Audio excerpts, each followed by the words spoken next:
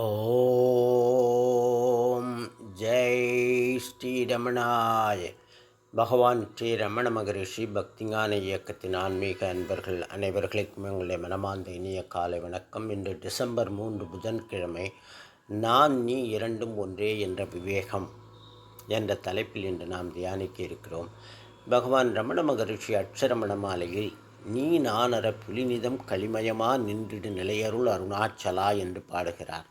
அருணாச்சலா, நீ வேறு நான் வேறு என்று இருமை நிலையற்று ஒருமையில் பேரின்பம் காணும் நிலையை அருள்வாயப்பா. அருணாச்சலா, நீ எப்போதும் இருப்பவன், எல்லா உயிர்களிலும் ஆத்மாவாக இருப்பவன். அகந்தை வயப்பட்ட நான் என்னை தனி வியக்தியாக கற்பனை செய்து கொண்டு அல்லல் படுகிறேன்.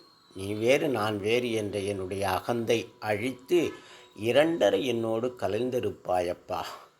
நுந்திலா துந்தனை தந்து எந்தனை கொண்டிலே அந்தகன் நீ எனக்கு அருணாச்சலா. இதுவும் அட்சரமண மாலை வரிகள். அருணாச்சலா, நான் துன்புற்று மடியாமல் உன்னை நீ எனக்கு கொடுத்து என்னை நீ எடுத்துக்கொள். நீயே கருணை கூர்ந்து என் அகந்தை அழிக்கும் அந்தகன் யமன் நீ. நான் நீ என்று இரண்டு வஸ்துகள் இல்லை, இருப்பது நான் ஒன்றே. நான் என்ற அகந்தை இருக்கும் அளவிற்கு நீ என்னும் முன்னிலையும் காணப்படும். நீ என்பது நான் என்ற வஸ்துவின் மாறுவேடம். அது வெளியில் தெரியும் மாயக் காட்சி. ஒரு திருடன் இரவெல்லாம் கன்னக்கோல் வைத்து திருடுகிறான். விடிந்ததும் போலீஸ்காரன் போல் வேடம் போட்டு திருடனை தேடுகிறான். திருடனே திருடனை தேடுகிறான்.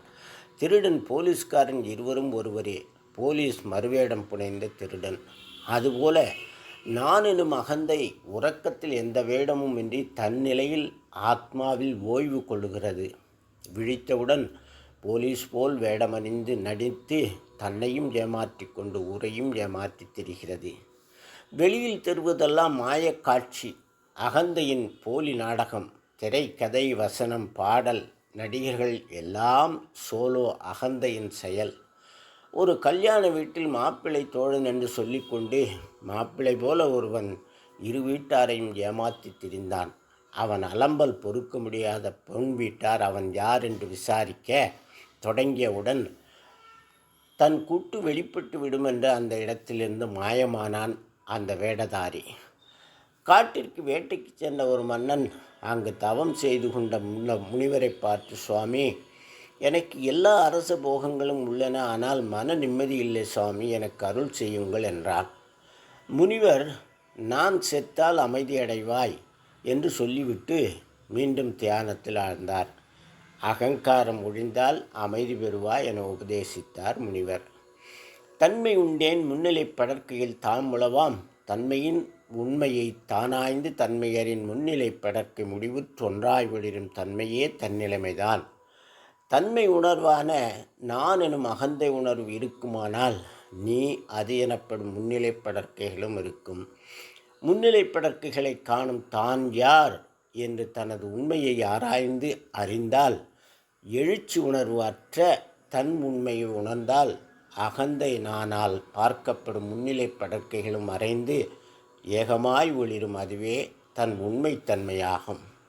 பகவான் ரமணர் ஏகமாய் மாறாது ஒளிரும் தன்னிலை பொன்னுக்கு ஒப்பிட்டு பேசுகிறார். பொன் ஆபரணங்கள் பொன்னால் செய்யப்படுகின்றன. பொன்னையன்றி ஆபரணங்களுக்கு மதிப்பில்லை. அதுபோல நான் என்பதே உண்மை வஸ்து.